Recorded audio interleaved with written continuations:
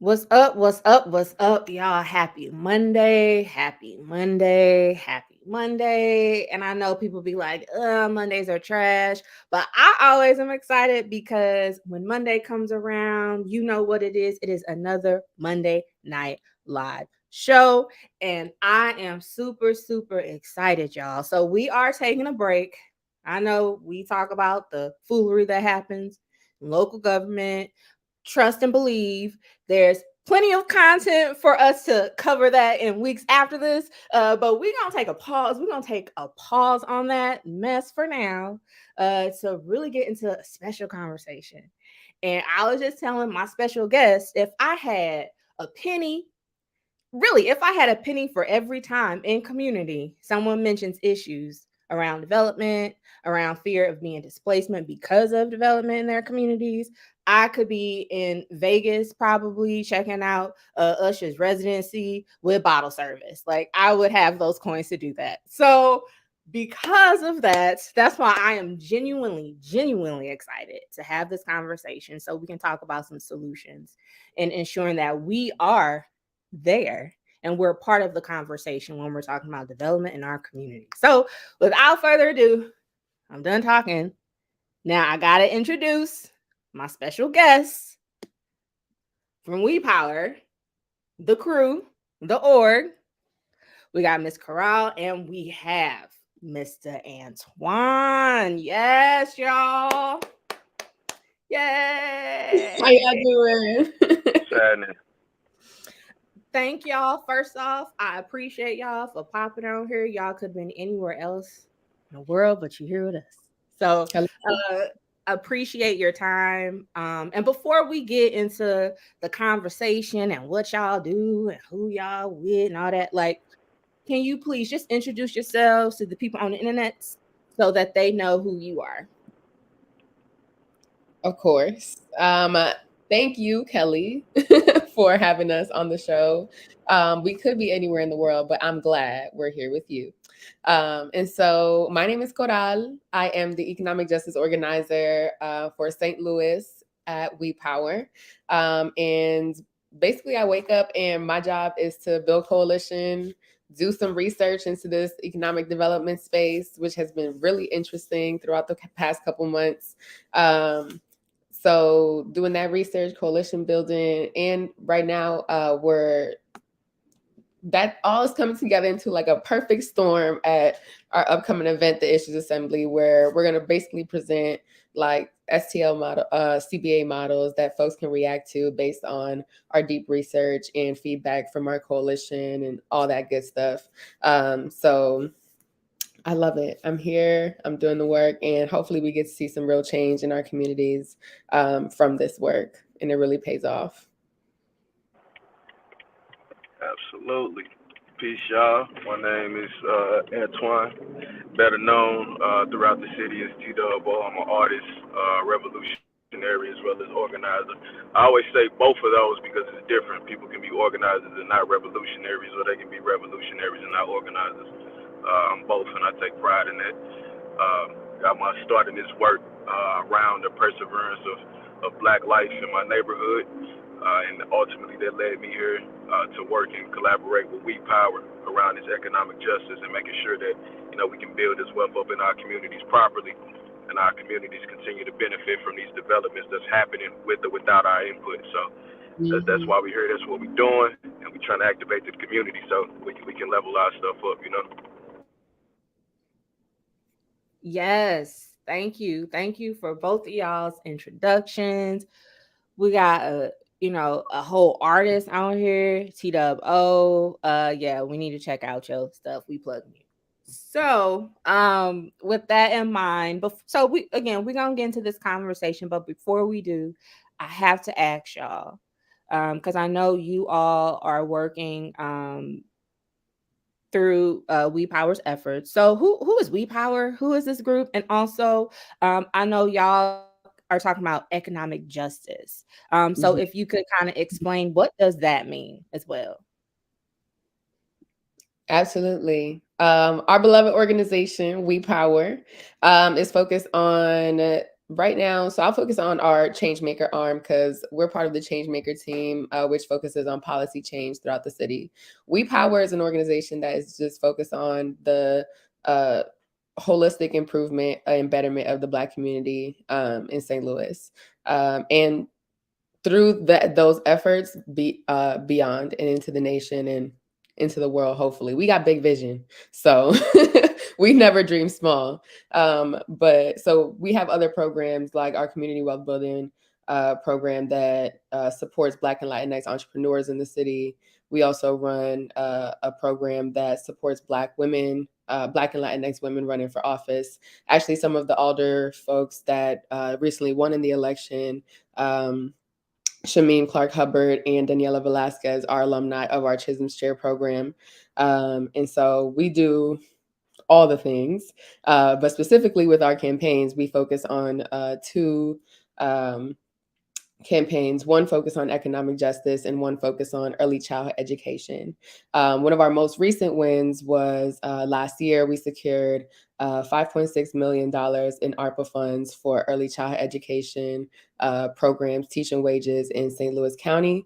And then we were able to replicate those efforts with the support of Alderwoman Shameen Clark Hubbard to secure 2.8 mil, I think, in St. Louis City through ARPA funds for, I believe, other early childhood education programs as well. So this year, we're really honing in and focusing our efforts on economic justice. And what that is and what we envision it is really building up the wealth of the Black community, Black and Latinx community in St. Louis, and making sure that communities and neighborhoods that have been disinvested in are being highlighted and reinvested in, and that we're making sure that folks are being equipped with employment opportunities, opportunities to make money, opportunities to see their neighborhoods improve, opportunities to see development and not be pushed out by it, not be outpriced by it, not be replaced by it, which we've seen a lot throughout not only just St. Louis City, but in other major cities across the nation as well. I'm originally from the Bronx, New York. I grew up in the Bronx and I grew up in Harlem. And I go back home, and almost every single time I go back home, there's a different development. There's a new luxury building, and there's less and less and less Black folks in the areas that used to be highly populated by Black folks. And we're seeing rent prices of like 3K in a place where like crime is rampant and you can visibly see disinvestment. And so something like a community benefits agreement, which is the focus of this campaign, is narrowing down on that and trying to mitigate the impacts of gentrification through making sure that residents are benefiting from developments coming into their areas, and that those developments are taking responsibility for the residents that are there. Because we've seen, and I'm sorry if I'm rambling, I'm talking a lot, but Talk, I'm like, talk. I'm on Let her cook. now. Right, Let her you're cook. on the roll. But like we've seen major developments come into communities and not have any benefits whatsoever, and specifically in the St. Louis community. So through our efforts, we, want to make sure that developers are centering the voices of community, because when you work hand in hand, you're going to ensure that you're creating neighborhoods that are better for everyone. You're going to make sure that, if a developer is coming and building and they're supporting that community is going to support that development, and it's going to make sure that it's all successful. So if we really work towards creating those symbiotic relationships through community benefits agreements, then we could really see a thriving city, and a city that is harmonious and works together and can be beautiful. Because the biggest thing I've seen since I moved to St. Louis is the immense amount of potential that there is to really build up the city and for it to be something prosperous like it used to be. Because this ain't new. It used to be a beautiful, prosperous, Black ass. I'm sorry, can I curse? Yeah, you're good. You're good. Black ass city. Like, so it's time. Like, reclaim. The money is ours. That's it. That's it. That, That's all.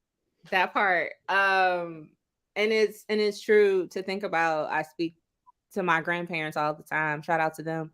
And they just paint this picture of, obviously, things were segregated. But to think of like St. Louis, our region being one of the most populous regions, and East Saint was popping. So, it was a lot going on. And so I agree with you. Like, we have a lot of potential, and we can center community and also make sure that we're growing.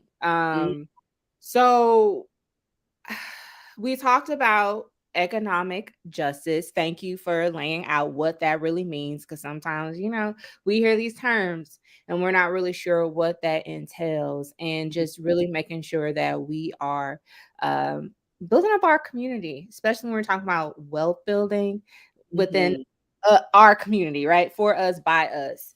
And we're talking about development. I know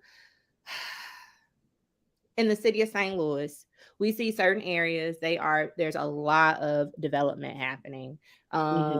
Central West End, it's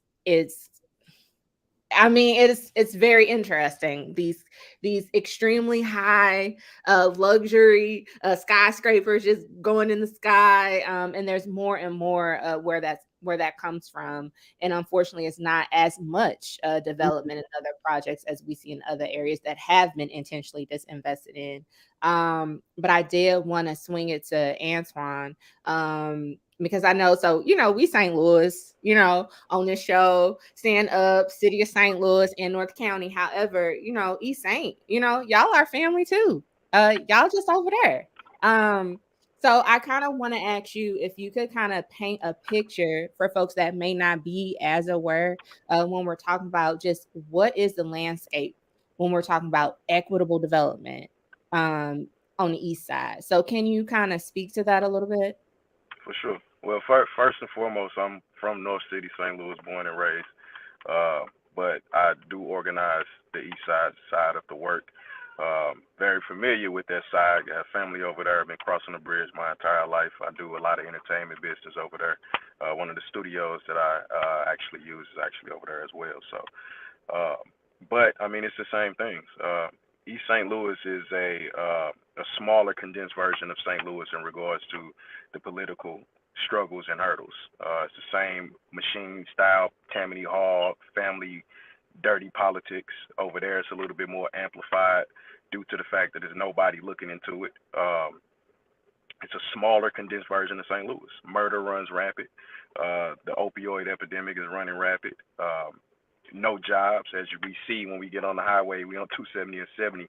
The influx of Illinois license plates coming over during the morning commute, the afternoon commute. You know what I'm saying? The evening commute on their way back home. So they're coming over here looking for job opportunities. It's the same thing as North City and West City, St. Louis, in regards to the vacant houses just sitting there, condemned property just sitting there, old condemned factories and old commercial buildings just sitting there riding, just making the the town look like it's been a part of the zombie apocalypse. So it's the same issues in St. Louis and East St. Louis. It's a regional problem, So it's not like it's this great divide between 5 minutes across the river. It's these same regional issues. Only difference is Illinois just happens to be in a little bit more of a progressive state, having a blue state. So being in the St. Louis side, statewide work, it's a little bit more hard, being that we are in a red state and St. Louis is a blue city. So having a progressive state, a progressive city surrounded by a conservative state, a lot of the things that we focused on trying to do, the work gets blocked. So that's hard. But I think the east side would definitely benefit from a lot of these organizational things that we're doing around the work because of their state and who's running that state. So it'll be easier for us to get some things done over there for the people than it's going to be ultimately on this side. So like I said, though, it's the same issues, but it's things out there that work. We just got to implement the work. That's all.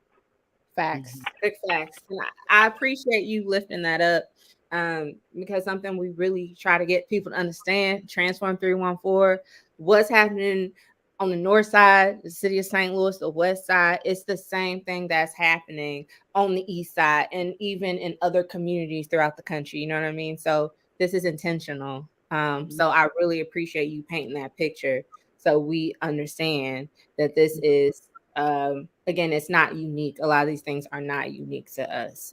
So thank you for painting that picture for Absolutely. You know, us. people look. They say East St. Louis and it's Illinois, and they think it's out of town or it's completely different. Like people, No, yeah, 10 people who really minutes. cross back and forth, really understand. Like it's the same issues. The culture is no different.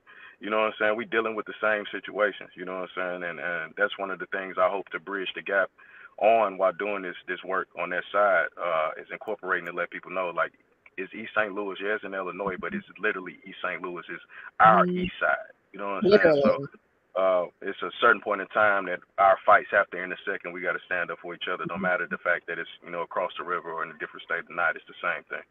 Literally.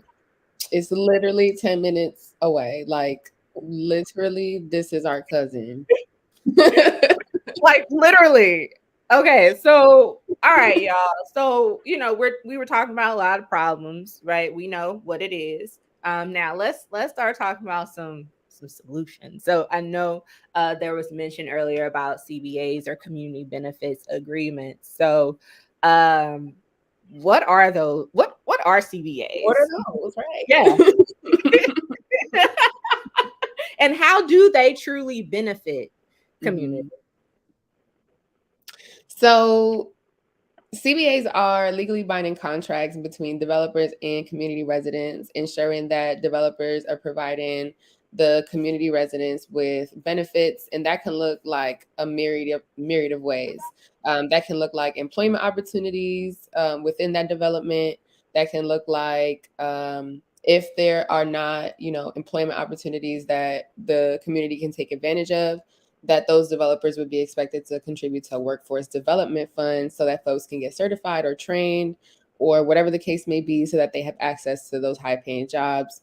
It could look like revitalization of community, removing potholes, adding transportation, adding green spaces, adding early childcare spaces. So it really is up to the community to negotiate those benefits.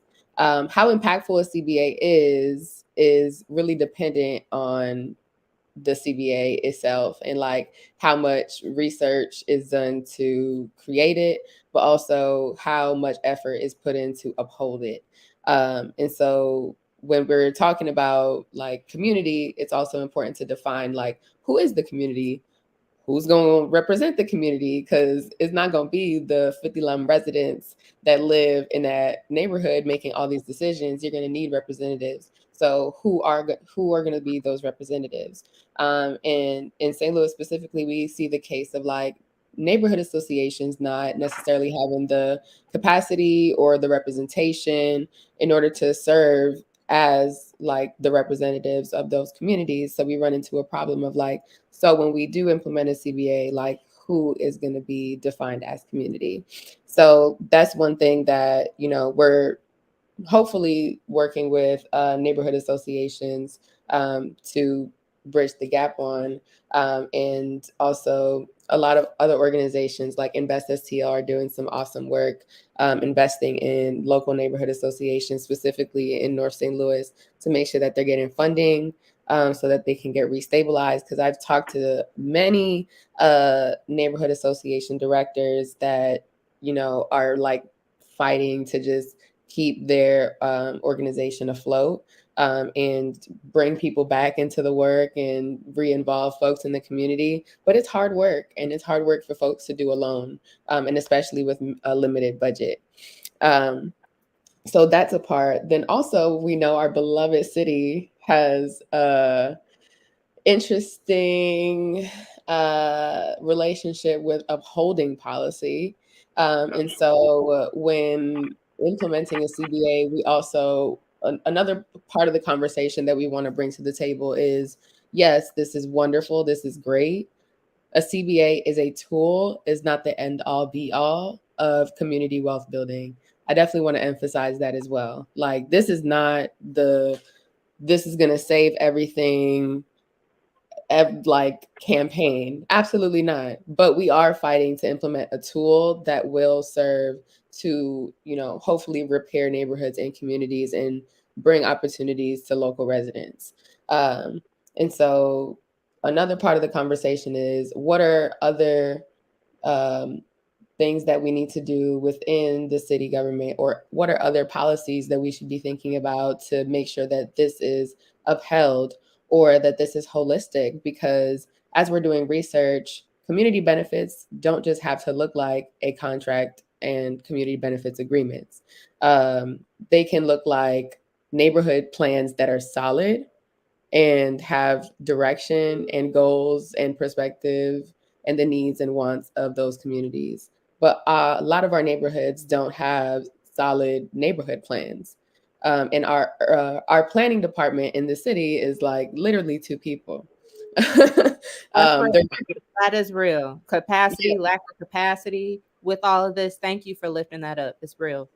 Yeah, so it's literally two people right now. I know they were working on hiring more folks. I don't know if that has happened yet, but literally the planning department is understaffed. So those neighborhood plans are taking a very long time to be really developed. And then also they run into the same question of like, well, who is community and who is going to represent community as we're building out these neighborhood plans? I also do know there's other local organizations doing the work to try to help with the creation of neighborhood plans. I know Community Builders Network is doing some work around that as well, and supporting like local CDC organizations. So yeah, there's a lot of support going in behind that. But when it comes to like enforcement and upholding CBAs, we want to bring in other policies into the conversation, and even like other processes. It doesn't even always have to look like policies. What are some processes that we can advocate for on the city level to make sure that things are being streamlined, or that people are having access to information that they deserve to know? Like, there's no reason why we shouldn't know all the developments that are coming to St. Louis right now. Right. That's real. That And allegedly, some of them have had CBAs and are offering first source hiring, and we don't even hear this information in the community. The people who could benefit from those employment opportunities don't hear about these first source opportunities. Don't hear about these job training programs. Or we have a job training program where there's all type of corrupt activity going on, whether there's money coming up missing or them actually being from certain neighborhoods and not wanting certain youth involved. Like it's a lot of things that's going on behind the scenes that people don't talk about, that we have to talk about to make sure that these things are actually going to be sustainable and beneficial in totality, versus saying, hey, we have this policy and it look good on paper, but it has no teeth. Mm-hmm. Yeah, like I've heard conversation that there was a CBA attached to the new soccer stadium, and I'm like, I'm loving the energy and the passion that St. Louisans are having for the new soccer stadium, and it's bringing pride, and I can see all the beautiful things. However, if there is no actual benefit to the community and surrounding area, it's also in a place that is so close to North City that it really has the potential to impact North City. And I heard whispers of a CBA. I am not convinced that there is a CBA. But there was some talks about it or whatever. But as far as I know, there's no real contribution to like the surrounding area, no real contribution or like expectation for hiring um, within the stadium, and like who has access to those jobs, or who is prioritized for that, or like is there plans for beautification around the stadium, etc. Like, is there plans to engage like youth with the Absolutely. stadium? Like, is there a way that the revenue is going to be distributed to like under resourced communities to build those up? There's just no clear benefit. nothing clear. So smack dab this whole big thing in the middle of downtown St. Louis, messed up everybody's commute for hella months, and And y'all ain't even the giving them construction that's going on around it. the one that's Me and right now. Kadal, That's yeah. happening right now. It's so disgusting. Me and Kadal was riding through there 2 weeks ago doing media to talk about the upcoming issues assembly. And we literally pulled up. We was doing content, just trying to get people to RSVP around it. And we literally rolled past two groups of construction workers, and it wasn't one black person out there working, getting paid for that. As we're going to try to talk the media around the CBA and making sure that those benefits reach the community, including first source hiring or hiring from the community and their training and all those different things, and we rolled right past it. So it was like a confirmation of this is what y'all need to be doing. Literally, Mhm. literally. So I did have a question for both of y'all, because we in the show me state, and sometimes my brothers and sisters, they need some kind of examples, as far as what this looks like, because this concept makes a hell of a lot of sense. It's like, let's come together. Mhm. This is happening, which is positive. We're gonna get some coins in our community. Cool, it's coming, but let's make sure that it is prioritized and is directed the way that the community wants to see. Makes a lot of sense. But do y'all have any, like, have there been any successful examples in the area that are known to have occurred? In St. Louis, I'm not so sure about, but there are some models in other cities that we have been looking at to Mm-hmm. customize to our landscape. Because just because it was successful there doesn't mean it's going to be successful here. So we want to make Mm-hmm. sure that it is customized to the landscape, and that's the point of the CWAG coalition as well as the issues assembly, to make sure that we're hearing the voices of the developers, the electeds, the everyday people in the community, so we can build this in totality around equitable action for the entire community, for the community as well as for the developers. It's not a one-sided thing. Typically, you see those CBAs, and they typically benefit developers more than the community, even though it's a CBA and says it's a community benefits agreement. But it's typically more in the favor of the developers. This is something that's going to be for equal on both sides, with some sustainability. So, can I give you an absolute example of that? No, and that's what we're trying to create. But Mhm. there is some decent skeletons, and Mhm. Kadal can talk more about that. I know Detroit was one of the models we was looking at. Nashville did it with their soccer stadium, and then it's one in Virginia that we were looking at as well. Yeah. So in St. Louis, there hasn't been so I know that Alderwoman Tina Peel helped close a deal with the Foundry because they're building some apartments. So she secured 1.8 million, I think, in affordable housing from those apartments. So that's like an example of community benefits agreements, like implemented into policy, not necessarily like building out a contract.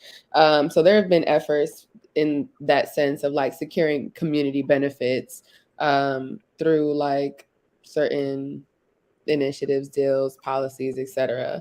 And there's also been efforts like grassroots efforts for community benefits agreements. Equitable St. Louis had a coalition of folks working on community benefits agreements in the city. I know that Megan Green and folks like um, Tori Park from the Vacancy Collaborative had worked on trying to secure a CBA before in the city.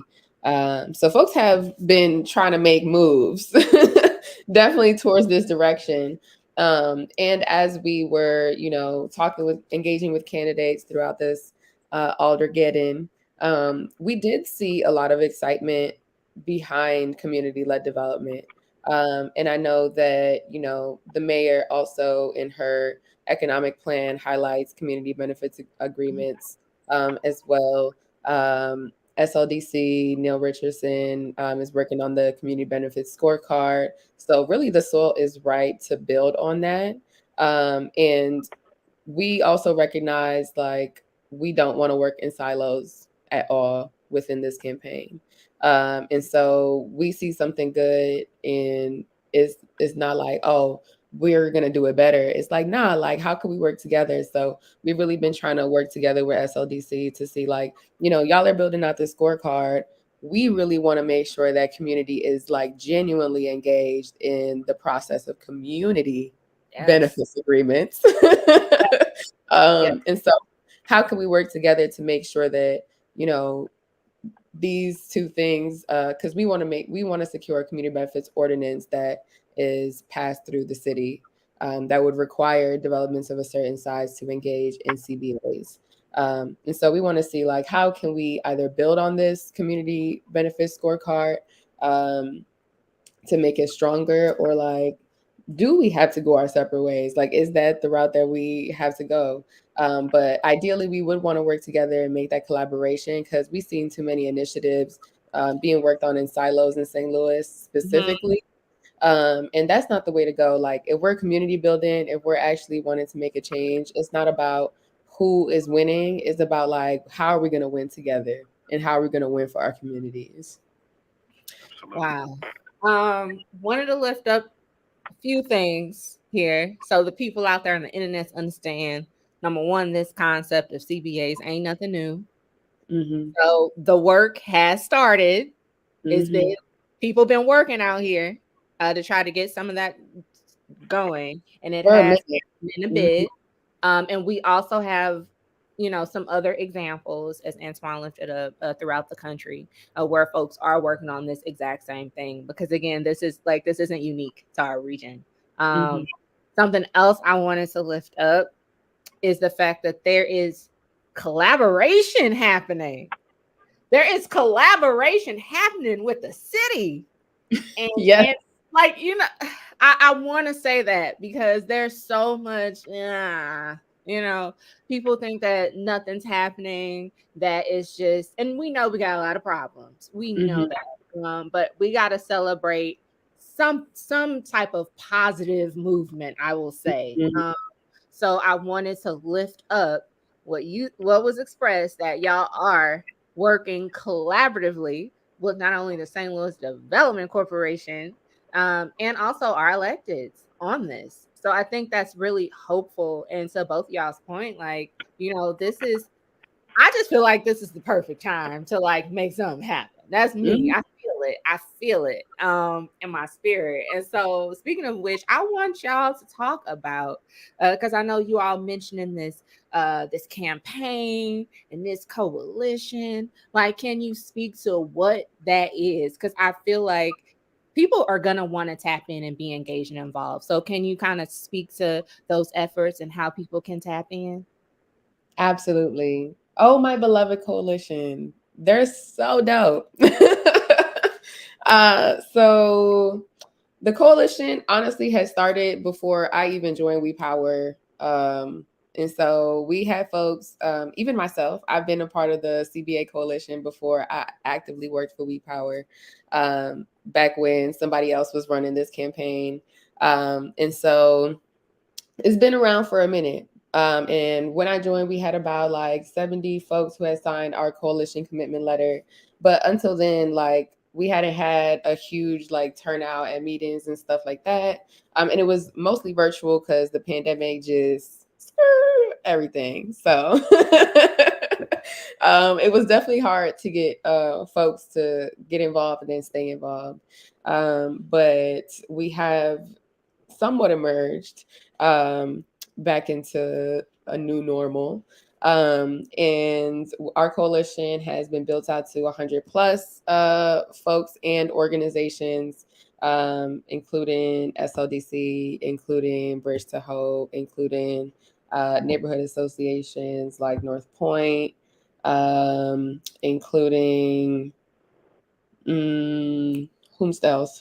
Black Man Build, um, and Missouri Coalition for the Environment. Oh, you ain't playing. I just want to Yeah. say you are about that life when we're talking about, again, breaking down these silos. We smashing all of that, right?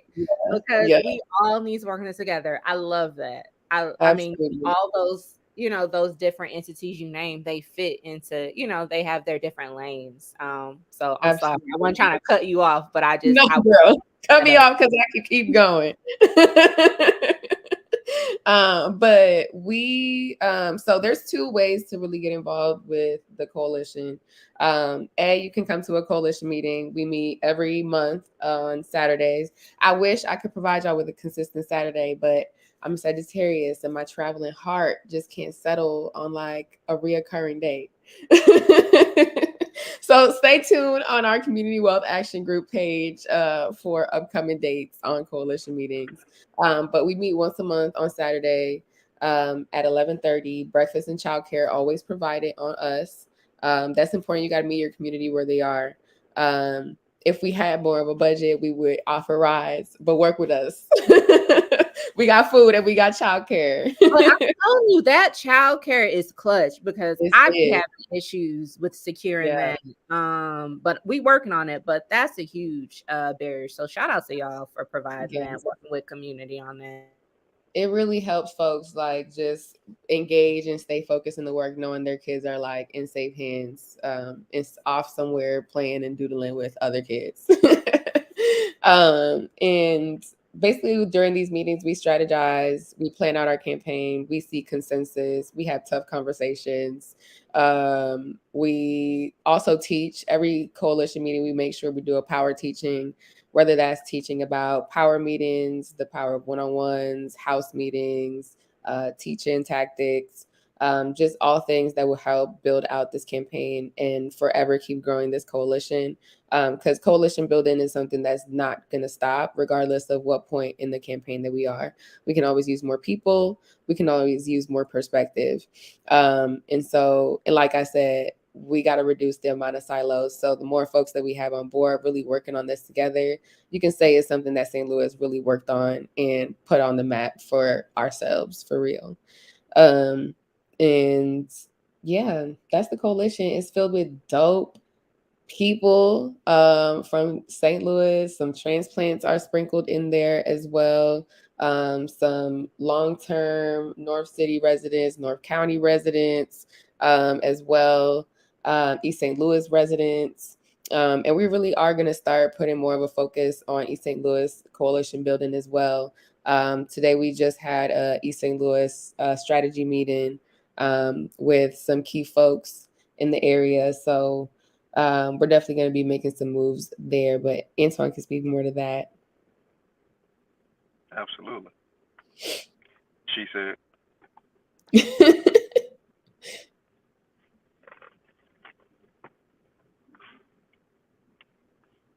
He just +1 me, Kelly. That's it. Okay, What she said. Look, it's the exact same thing, except we're building in the East St. Louis. And of course, certain things will be customized to the landscape over there. But yeah, it's the exact same thing, building power. You know, we're just going 5 minutes across the river with it. The difference is we're really building everything over there from the grassroots up, like from beginning, you know, so it's all being cultivated from a seed. This is nothing that was already, you know, flowering as it was in over here already. Like we're really planting the seeds and building it from the ground up. So we met with coalition partners that we already have over there that are involved in the work. We strategized on who else we need to meet with. We already got the stake support, which was easier to get than the mayors over there. That tells you something what we're dealing with. But we got the state support. We're going to organize around that to figure out, you know, what we need to do in regards to the city if we need their support at all. But we got the people. We're building up with the people. And we're going to make our introduction with a crazy block party. It's going to be amazing for the community, safe and entertaining. We're going to feed people. We're going to educate people. And we're going to get them organized and activated. And from that point forward, we're going to get everything launched and off the ground. And we're going to start to see these things come around full circle and get both sides activated. Like I said, we all family. So it's time to go. See, I gotta lift something up. So, you know, I was telling them before we got on the call, I'm trying to do better, y'all. I'm trying to do better. But I have been able to attend the tail end of the coalition, one of the coalition meetings on this side of the river. And I will say, to be in a space with community where I'm not the youngest person in the room was so refreshing to see. And this is no diss to our elders because they have so much wisdom and experience, and I am not being disrespectful. But sometimes they got to get out the way. You know, I tell people when I'm get out the way. I'm finna be getting my groove back somewhere, or something, or knitting. I'm about to be doing something, right? Like, That's a real problem in St. Louis with this work. Our But elders, as much as we love them, they don't know how to get out the way. But yeah, sometimes it's not about you. Sometimes you don't even need to get out the way. Sometimes you just need to learn how to ride the wave. Yeah, Like and when I learning to say that, ride the that's what I mean. Like, provide opportunity and space for the youth to be wave. cultivated and take those reins. You don't Yeah. always have to have your face on everything. You don't always have to be the speaker. It don't always have to be you. Like Mm-hmm. it's something. It's all right to sit down and play the background and make sure you support the fight that's happening, and you can support from the skybox. You don't have to be on the field. You can support Mm-hmm. from the skybox. We still on the same team. facts, Mm-hmm. facts, and it's more than us, right? It's more than Mm-hmm. us. One entity, one organization, one person. It's more Mm-hmm. than us. So I just be so excited when I'm in the space to see folks that are kind of I feel like are closer to my age than others that are really like saying, "Yo, like let's come together and get this working." In. So Mm-hmm. I had to lift that up because I be attending these meetings. Whew. I am not as motivated to attend some compared to others because it feels like it's the same thing regurgitated over and over again. There's no action. And again, I came to y'all's meeting extremely late, hella late. Um, coming from another event, I just want to say that. But even then, like y'all was actually like there were action items. Yep. You Um, walked away with some homework, right? yes, y'all do not play. Y'all do not play. You have it on the PowerPoint presentation we see on the screen. We had a handout, and then we had another handout saying, "Yo, this is what we got to do. This is who we about to call. This is our script. This is what it is. Do y'all have questions?" I mean, y'all don't play, but it's appreciated because that's what people want. People don't want to meet for the sake of having a meeting. People want to come, they want to learn something, apply it, and be able to do something, not just Mm-hmm. talk about it. We want to do it. And I think that's why what y'all are doing in this space, I just feel like it is so dope. And Mm-hmm. it will motivate and encourage younger people, right? To really come and be part of it. And to fight for our communities. But we just gotta know, we gotta know what we doing. We just need a little push in the right direction. That's all we need to know. And in the space I've been in, Mm-hmm. it feels like this is what's really brewing. This sense of again camaraderie and community, because we all want the same thing. So I Absolutely. wanted to lift that up because whoo, y'all know what I'm talking about. Y'all know Yeah. exactly what I'm talking about in these meetings. Yeah. Um, Absolutely. so okay, so how people can join these efforts. I want to touch on one thing. We kind of talked about this a little bit earlier, but I gotta lift this up and then we gonna wrap up. So we just had these elections um Mm-hmm. less than a month ago. And Let it out. well, I kind of Yes. already kind of anticipate what this response may be, but I kind of want to get y'all's thoughts on the outcome of the elections um in terms of again really like moving the needle when we're centering people and really centering community in equitable development. Mm-hmm. Do you think that these elections, municipal elections, do you think they'll move the needle in this effort, or do you think it'll be a little bit of a labor of love more so? I think it's anytime you're dealing with politicians, no matter who they are, it's going to be labor of love. Uh, Mm-hmm. just because it's politics, and no matter how radical they may be, or how many meetings you've had with them, or how okay they may seem, they're still playing a political game. Mm-hmm. Now, we have met with a lot of them. We have power meetings with a lot of them. We have support from a lot of them around this effort. But that doesn't mean that this is going to come easy by any means. Anything that's going to be beneficial to black people is never going to be easy, no matter who you have in office, Whether that's a black mayor, white mayor, it's never going to be easy. Um, Including having some champions in office, which we have a few champions in office, possibly. That is yet to be determined, but they have the attire of a champion. We see if they perform like one. Um, so all I know is we're going to organize and organize and organize and activate the people and continue to use strategical actions.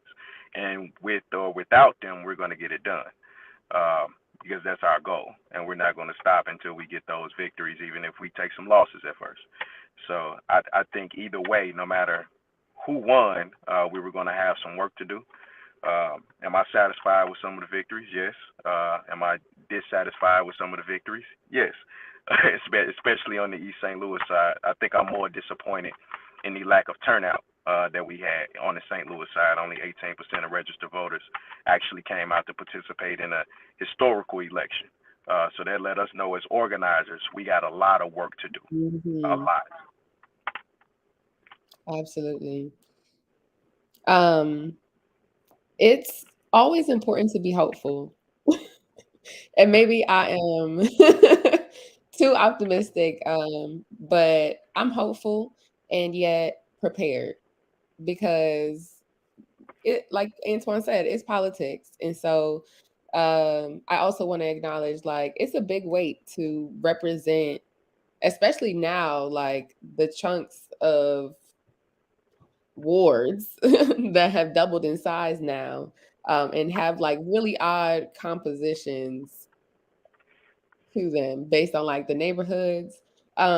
Like folks are going to be pulled in many directions. Like we are not the only organization making requests of these alder folks.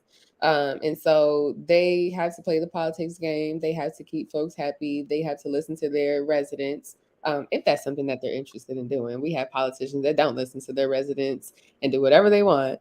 Um, but if you're a politician that's genuinely listening to residents, or like, you know, you're putting your ears to the ground to see what's going to get you reelected, then like you're going to be pulled in a lot of different directions. So that's something that we definitely acknowledge. And one, even if you have the passion for doing something, like the execution of it can look completely different. Um, and so definitely being conscious of that. But we did meet with candidates. I do have a good feeling that even though this will not be easy, that we will have support. We did have Daniela Velasquez, Shameen Clark Hubbard, and Rasheen Aldridge sign our Imagine If pledge supporting CBA legislation in the city. Alicia Saunier also participated with us and declared support for like community-led development. Same with Michael Browning. Same with Laura Keys. So folks have expressed support for community-led development and or CBAs. So definitely the ground is fertile. We just got to see if those promises or those values are going to execute on the floor. That's real. So because I know, okay, I'm looking at the time, but before we close out, can y'all please plug and share? You have an upcoming event, the Issues Assembly. I know y'all have mentioned this a couple of times, so can you please let the people know what that is, when it is, and how can they get registered to attend if it's something they're interested in participating in? Hell yeah. Before I get into the Issues Assembly, if y'all want to join our beloved coalition, it's a hell of a good time. We do a hell of a lot of good work. And our next meeting is this Saturday, 11:30 at the CIC on 20 South Sarah Street. I don't know if we can put the link to RSVP here, but just show up. Listen, we'll welcome you with open arms and some good thick cut bacon. And then we have the Issues Assembly going on immediately the next Saturday after that.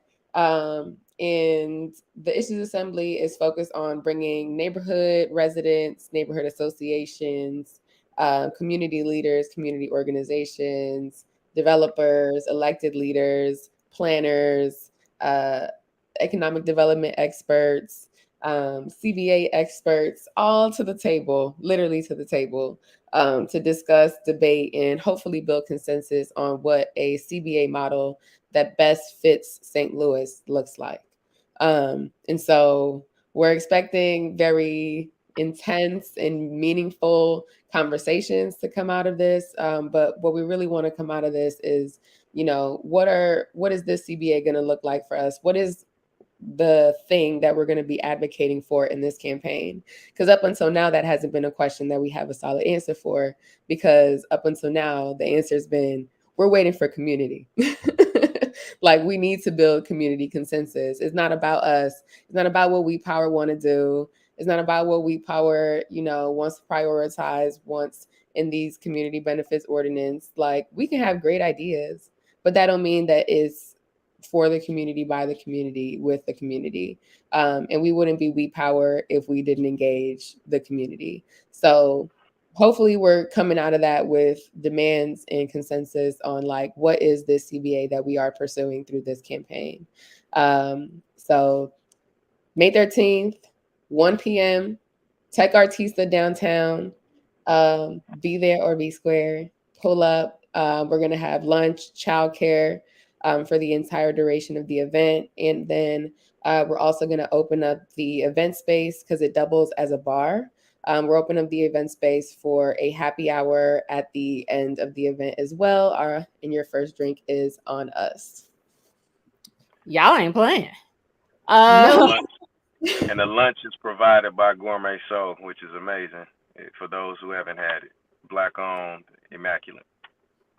Yeah, we just had their food at an event we had on Thursday, and I think they just recently got awarded like best soul food restaurant in the state.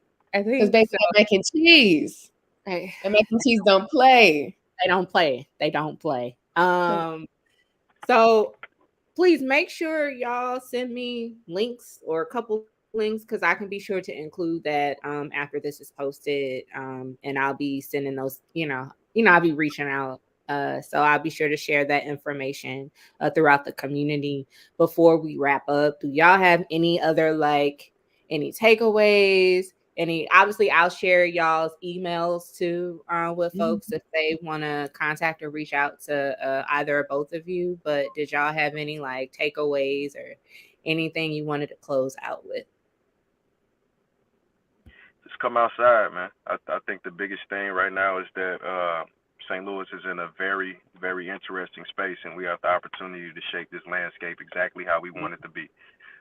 And it can't be no more debates about it, the working in silos, the splits between movements. If we're going to do this, we need to do it as a whole in totality. The community need to be involved.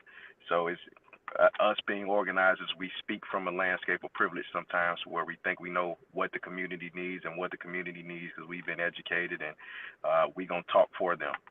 It's time to get everybody activated and open up that space for everybody to be educated, to be a part of this journey. But we need those. We need the community members to want to be educated and be a part of this journey. So come outside, come build with us. Let's create the world that we all want to see. Mm-hmm. And I want to echo one of my favorite cousin organizations. They always close with, Freedom Community Center. They're one of my favorite cousins. They always close their meetings with we are each other's business. And I just want to echo that so bad because we are each other's business. Like, what you working on, Kelly, is my business. What we working on should be your business. And vice versa for everybody that is in this space doing the work and really trying to see St. Louis thrive. And come out to stuff that is dedicated towards change making. A lot of people came to our garden party. A lot of people came to our We Power weekend. A lot of people engaged and turned up and drank and all that good stuff. But the showing up also matters when it's for our babies, when it's for our communities, when it's for our neighborhoods. We got to show up for the stuff that matters too. When older people are having meetings, it's not, oh, yeah, they just doing stuff over there. That's our business, for real. So we really have to take into account. Like, we are each other's business. Everything that you do impacts me and vice versa. That's it. Enjoying That's going all, to girl. That's my mic drop. Both of y'all just dropping the mics. I want to say that this conversation really I mean, I got, fire in me lit clearly, because I be doing, clearly you got to have fire lit to be able to do the work.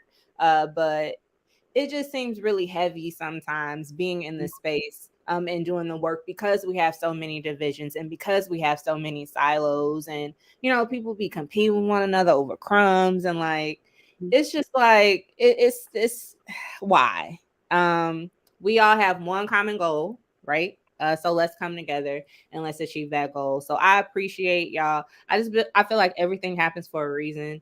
I've been having a lot of conversations in community with folks doing the work, and sometimes we feel a little burnt out, a little discouraged, just within that ecosystem. So I really appreciate y'all being on here tonight, and providing not only just information about what you all are doing, but that, yeah, like we are each other's business. So we need to pull up, we need to show up, and we need to do the damn work. Not just when it's kicking in. I mean, we kick it, that's fine. We can kick it. And we can also kick it we while can we do doing the both. work. Exactly. We can do both. We can do Yeah. both. It's very doable. So I really want to thank both of y'all for hopping on this here platform.